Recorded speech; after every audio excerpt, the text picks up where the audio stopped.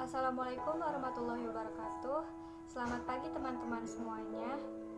Ini dari kelompok 2 yang beranggotakan Andini Oktaviani, Adi Irawan, dan Fajri Kusumaningrum. Di sini kami akan membahas mengenai corporate governance. Pembahasan kali ini dimulai dari definisi corporate governance sendiri. Tata kelola perusahaan atau corporate governance adalah rangkaian proses, kebiasaan, kebijakan, aturan, dan institusi yang mempengaruhi pengarahan, pengelolaan, serta pengontrolan suatu perusahaan atau korporasi. Corporate governance bisa dibilang seperangkat peraturan dan struktur yang digunakan untuk mengarahkan sebuah perusahaan dengan semua pemangku kepentingan di dalamnya, yaitu pihak internal maupun pihak eksternal. Corporate governance mencakup hubungan para pemangku kepentingan atau stakeholder yang terlibat serta tujuan pengelolaan dari perusahaan.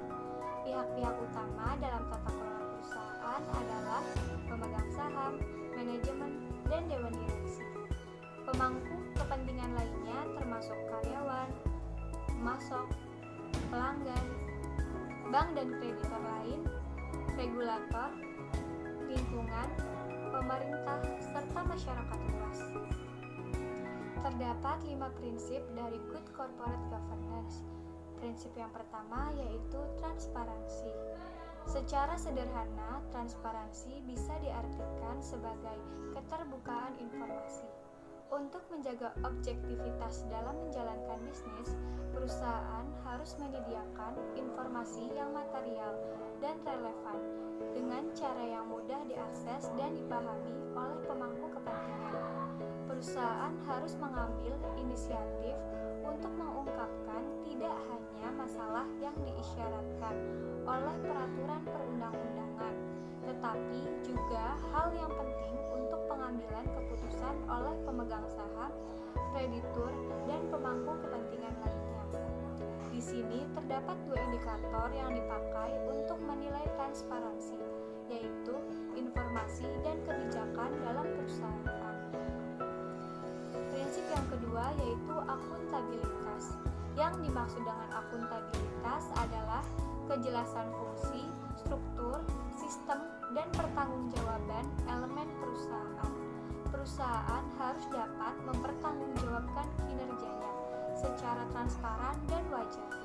Untuk itu, perusahaan harus dikelola secara benar, terukur, dan sesuai dengan kepentingan perusahaan dengan tetap memperhitungkan kepentingan pemegang saham dan pemangku kepentingan lainnya. Akuntabilitas merupakan persyaratan yang diperlukan untuk mencapai kinerja yang berkesinambungan. Dalam menilai akuntabilitas, sebuah perusahaan dapat dilihat dari 2 faktor, yaitu basis kerja dan audit. Prinsip yang ketiga yaitu responsibilitas. Perusahaan harus mematuhi peraturan perundang-undangan serta melaksanakan tanggung jawabnya terhadap masyarakat dan lingkungan, sehingga dapat terpelihara kesinambungan usaha dalam jangka panjang dan mendapat pengakuan Good Corporate Citizen (CSR) dan kepatuhan terhadap peraturan perundang-undangan. Prinsip yang keempat yaitu independensi. Untuk melancarkan pelaksanaan prinsip good corporate governance, perusahaan harus dikelola secara independen atau secara profesional, sehingga masing-masing organ perusahaan tidak saling mendominasi dan tidak dapat diintervensi oleh pihak lain. Terdapat 2 indikator untuk menilai independensi perusahaan, yaitu pengaruh internal dan pengaruh eksternal. Prinsip yang kelima yaitu fairness atau kesetaraan dan kewajaran. Prinsip ini menuntut adanya perlakuan yang adil dalam memenuhi hak stakeholder sesuai dengan perundang-undangan atau peraturan yang berlaku. Dalam melaksanakan kegiatannya, perusahaan harus senantiasa memperhatikan kepentingan pemegang saham dan pemangku kepentingan lainnya, serta semua orang yang terlibat di dalamnya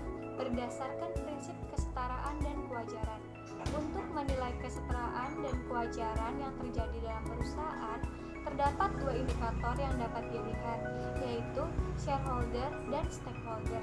Selanjutnya akan dilanjutkan oleh teman saya. Selanjutnya ada yang membangun good corporate government. Hal ini digunakan untuk membuat perusahaan yang akuntabel atau dapat dipertanggungjawabkan sesuai peraturan hukum yang berlaku. Selain itu, dapat membuat pelaku-pelaku dari luar perusahaan dapat ikut berpartisipasi dalam membuat sistem baru secara umum. Nah, lalu apa aja sih hal-hal yang mempengaruhi dalam penerapan GCG atau menentukan keberhasilan GCG tersebut? Nah, faktor yang pertama itu ada faktor internal. Faktor internal adalah faktor yang berasal dari luar perusahaan. Nah, apa aja sih contohnya?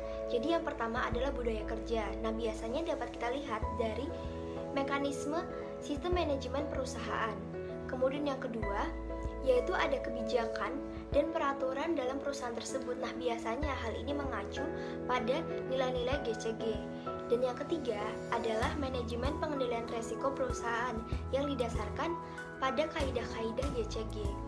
Dan yang keempat adalah sistem audit yang efektif. Nah, hal ini sangat penting untuk mengetahui atau mengurangi adanya kecurangan atau hal-hal yang tidak diinginkan dalam suatu perusahaan. Dan yang terakhir adalah adanya keterbukaan secara publik, agar publik nantinya dapat mengetahui perkembangan perusahaan kita dari waktu ke waktu itu seperti apa, apakah baik atau malah menurun, seperti itu. Nah, selanjutnya ada juga faktor eksternal. Jadi faktor eksternal itu adalah faktor yang berasal dari luar perusahaan. Lalu apa aja sih contoh dari faktor eksternal itu? Jadi contohnya adalah yang pertama, terdapat sistem hukum yang baik agar kita mengetahui masih berlakunya supremasi hukum yang tepat dan juga efektif. Nah, yang kedua adalah terdapat contoh pelaksanaan GCG yang tepat. Nah, hal ini nih sangat penting agar nantinya dapat dijadikan acuan dalam penerapan GCG agar bisa efektif dan profesional. Kemudian yang ketiga adalah terbangun sistem tata nilai sosial yang mendukung penerapan GCG. Biasanya hal ini digunakan untuk menarik partisipasi dari masyarakat di luar perusahaan. Nah, yang keempat yaitu ada terdapat semangat anti korupsi yang dapat mempengaruhi agar suatu perusahaan tersebut menjadi lebih baik sehingga tidak adanya kecurangan-kecurangan yang terjadi di dalam perusahaan tersebut. Selain itu, ada juga tujuan dari good corporate government. Nah, tujuannya apa aja sih dari good corporate government? Jadi yang pertama adalah melindungi hak dan kewajiban pemegang saham. Dan yang kedua adalah melindungi hak dan kepentingan stakeholder pemegang saham. Dan yang ketiga adalah meningkatkan efisiensi dan efektivitas kerja dewan pengurus. Dan yang keempat, ada juga meningkatkan nilai perusahaan dan para pemegang saham. Kemudian yang kelima adalah meningkatkan mutu hubungan board of direction dengan manajemen senior perusahaan. Nah, selain tujuan, terdapat juga manfaat dari good corporate government. Jadi apa aja sih manfaatnya? Nah, manfaat yang pertama itu ada peningkatan kinerja perusahaan agar lebih baik dan juga adanya akuntabel agar nanti setiap keputusan yang diambil oleh suatu perusahaan tersebut dapat dipertanggungjawabkan secara hukum. Dan yang kedua, ada juga memberikan kerangka acuan. Nah, jadi di sini tuh dapat terciptanya mekanisme checks and balance karena adanya pengawasan yang berjalan secara efektif. Dan yang terakhir adalah mengurangi agency cost atau biaya yang harus dipertanggungjawabkan oleh pemegang saham yang akibat dari pendelegasian wewenang kepada manajemen. Nah, jadi itu aja yang dapat saya sampaikan. Assalamualaikum warahmatullahi wabarakatuh. Kali ini saya akan melanjutkan presentasi dari kelompok saya. Selanjutnya saya di sini akan membahas mengenai peran akuntan dalam menegakkan prinsip good corporate governance. Akuntan adalah salah satu profesi yang terlibat langsung dalam pengelolaan perusahaan. Keterlibatan akuntan mencakup dua pihak, yaitu internal dan eksternal. Keterlibatan internal terjadi bila akuntan menjadi salah satu bagian dari manajemen untuk melaksanakan fungsi sebagai penyedia informasi keuangan yang disajikan dalam laporan keuangan perusahaan. Keterlibatan eksternal akuntan, bila akuntan menjalankan profesinya sebagai auditor yang bertugas untuk melakukan pemeriksaan atas kewajaran laporan keuangan. Profesi auditor dari akuntan memainkan peran yang penting karena mereka memverifikasi kewajaran informasi yang mendasari dilakukannya berbagai macam transaksi bisnis memakai laporan keuangan. Tanpa kepercayaan terhadap kebenaran kondisi keuangan suatu perusahaan, investor akan ragu untuk membeli saham suatu perusahaan terbuka dan pasar akan sulit tercipta. Dalam hubungannya dengan prinsip GCG, peran akuntan secara signifikan terlibat dalam berbagai aktivitas penerapan masing-masing prinsip GCG. Pertama, yaitu prinsip kewajaran atau fairness. Dengan ditegakkannya prinsip fairness, seorang akuntan akan berperan membantu pihak stakeholder dalam menilai perkembangan suatu perusahaan dan membantu mereka untuk membandingkan kondisi perusahaan dengan perusahaan yang lainnya. Kedua, ada prinsip akuntabilitas.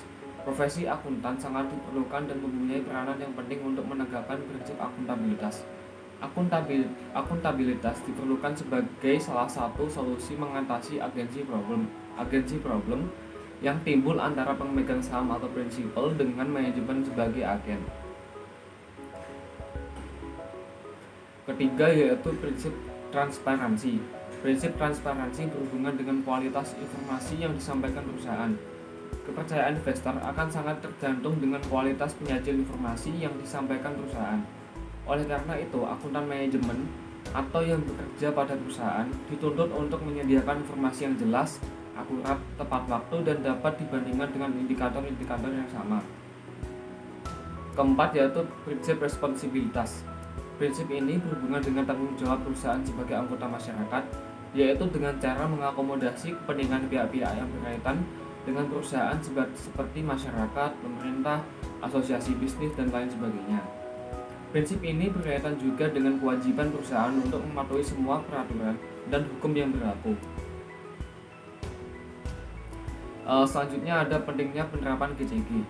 Perusahaan memainkan peran penting dalam memberikan kontribusi pengembangan perekonomian melalui kegiatan produksi barang atau jasa dengan memperhatikan prinsip-prinsip tata kelola perusahaan yang baik atau Good Corporate Governance, bisa disingkat dengan GCG. GCG bukan slogan, tapi sesuatu yang menjiwai kegiatan perusahaan, sesuatu yang harus diterapkan secara konsisten dan konsekuen. Tidak cukup menyatakan bahwa GCG telah diterapkan, hanya mengungkapkan bahwa perusahaan memiliki pedoman GCG dan memiliki komisaris independen atau membentuk komite audit.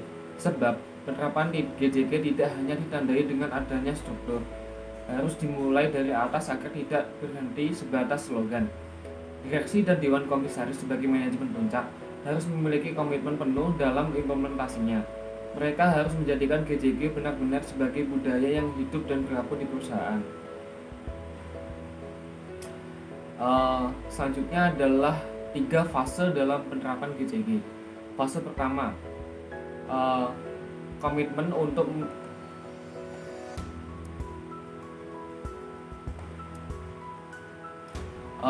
pertama yaitu komitmen untuk melaksanakan prinsip-prinsip dasar GCG, di antaranya transparansi, akuntabilitas, responsibility, independensi, dan awareness.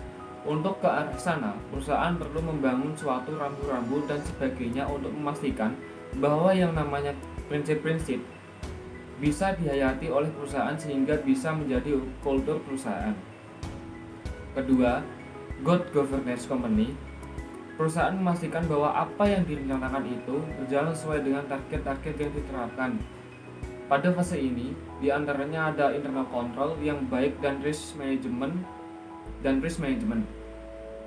Pada fase kedua ini, lebih fokus pada perusahaan itu sendiri dengan membangun sistem yang memastikan bahwa apa yang direncanakan perusahaan itu. Fase ketiga, yaitu mengarah pada bisnis secara etika. Pada tahap ini ada yang namanya maximizing sustainable profit. Di fase ketiga ini, tekanannya pada corporate social responsibility atau CSR. Ketika menerapkan GCG, maka dalam pengejar profit perusahaan tidak hanya mencari nilainya, tapi juga caranya. Orientasi bukan hanya pada pemegang saham, tapi seluruh stakeholder. Sekian presentasi dari kelompok kami. Apabila ada kesalahan kata, kelompok kami mohon maaf. Sekian dan terima kasih. Wassalamualaikum warahmatullahi wabarakatuh.